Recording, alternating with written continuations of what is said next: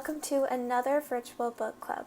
My name is Julia, and today we will continue reading The Wizard of Oz. Today is Chapter 4, The Road Through the Forest. So grab your favorite book time beverage and comfy clothes, and let's get started with Chapter 4.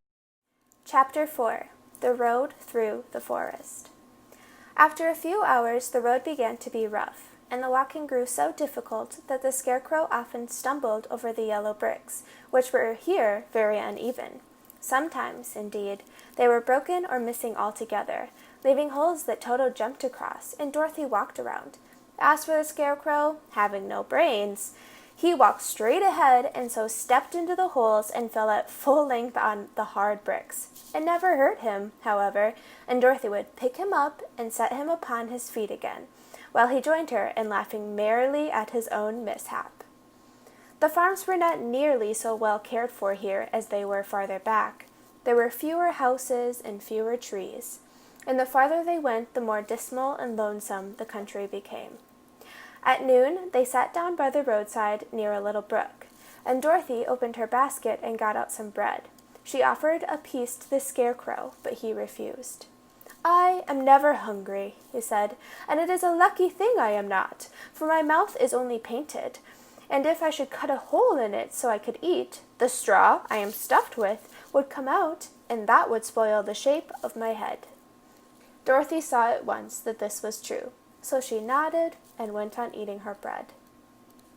"Tell me something about yourself and the country you come from," said the Scarecrow when she had finished her dinner.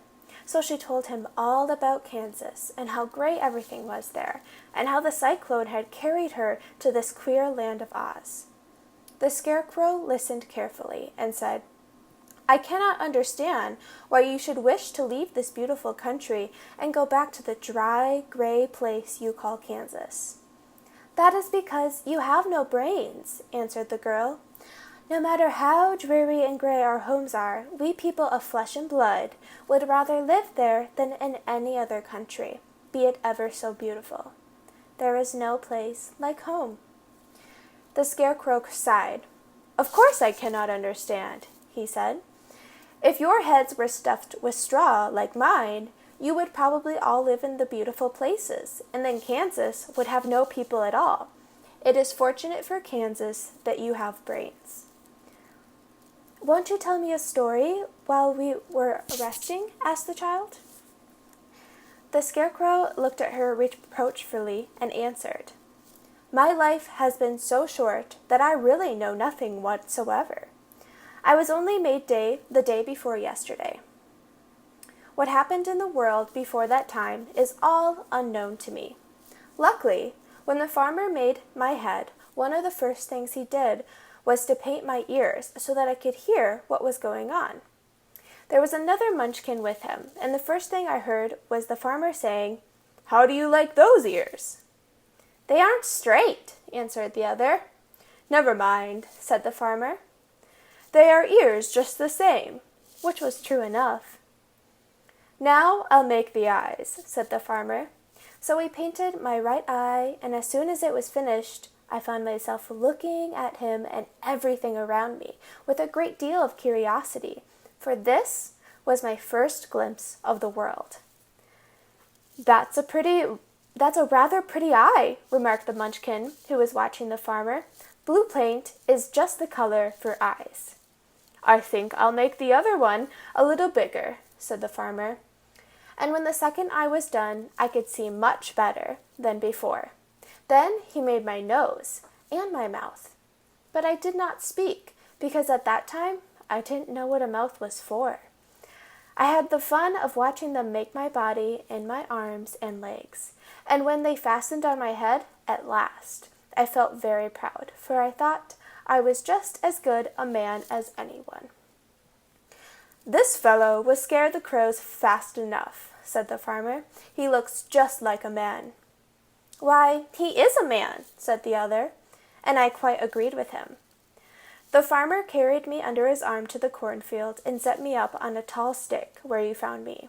He and his friend soon after walked away and left me alone. I did not like to be deserted this way, so I tried to walk after them, but my feet would not touch the ground. and I was forced to stay on that pole. It was a lonely life to lead, for I had nothing to think of, having been made such a little while before. Many crows and other birds flew into the cornfield, but as soon as they saw me, they flew away again, thinking I was a munchkin. And this pleased me, and made me feel like I was quite an important person. By and by, an old crow flew near me, and after looking at me carefully, he perched upon my shoulder and said, "I wonder if that farmer thought to fool me in this clumsy manner. Any crow of sense could see that you are only stuffed with straw." Then he hopped down at my feet and ate all the corn he wanted. The other birds, seeing he was not harmed by me, came to eat the corn too. So, in a short time, there was a great flock of them about me. I felt sad, as this for it showed I was not such a good scarecrow after all. But the old crow comforted me, saying, "If you only had brains in your head, you would be as good as a man as any of them, and a better man than some of them. Brains are the only things worth having in this world, no matter whether one is a crow or a man." After the crows had gone, I thought this over and decided I would try hard to get some brains. By good luck, you came along and pulled me off the stake, and from what you say, I am sure the Great Oz will give me brains as soon as we get to the Emerald City. "I hope so," said Dorothy earnestly, "since you seem so anxious to have them." "Oh, yes, I am anxious," returned the Scarecrow. "It is such an uncomfortable feeling to know one is a fool." "Well," said the girl, "let us go." And she handed the basket to the Scarecrow. There were no fences at all by the roadside now, and the land was rough and untilled. Toward evening they came to a great forest, where the trees grew so big and close together that their branches met over the road of yellow brick.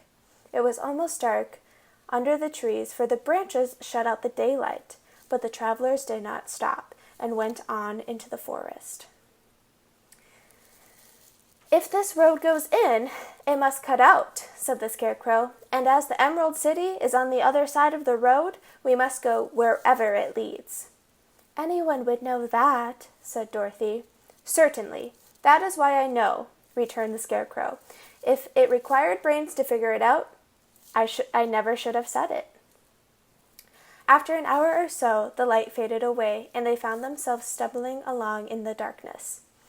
Dorothy could not see at all, but Toto could, for some dogs see very well in the dark, and the Scarecrow declared he could see as well as by day. So she took hold of his arm and managed to get along fairly well. "If you see any house or any place where we can pass the night," she said, "you must tell me, for it is very uncomfortable walking in the dark." Soon the Scarecrow stopped.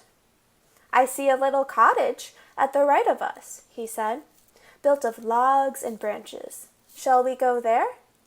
"Yes, indeed," answered the child. "I am all tired out." So the Scarecrow led her through the trees until they reached the cottage, and Dorothy entered and found a bed of dried leaves in the corner. She lay down at once, and with Toto beside her soon fell into a sound sleep. The Scarecrow, who was never tired, stood up in another corner and waited patiently until morning came. All right, that's everything for today. I hope you enjoyed today's chapter all about the Scarecrow and Dorothy, and I hope you'll join me next time for Chapter 5. Thanks so much, and I'll see you then.